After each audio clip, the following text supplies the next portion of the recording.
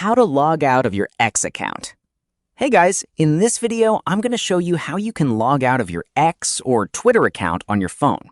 Stick around till the end so you don't miss anything important. Let's get started. First, open the X app on your phone.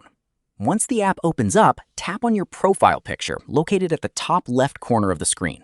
This will open the side menu where you'll see different options related to your account. From here, scroll down until you find Settings and Privacy and tap on it. Now, at first glance, you probably won't see the logout button anywhere on this page, and that's exactly where most people get confused. What you need to do next is tap on Your Account, which should be the first option near the top. After that, tap on Account Information. This section contains your account details like your username, phone number, and email address. Now scroll down a little bit and you should finally see the logout option. Tap on it, confirm your choice, and that's it. Your X account will now be signed out from your device. If this video helped you out, make sure to leave a like and subscribe for more quick and easy tutorial videos like this one. Thanks for watching, and I'll see you in the next one.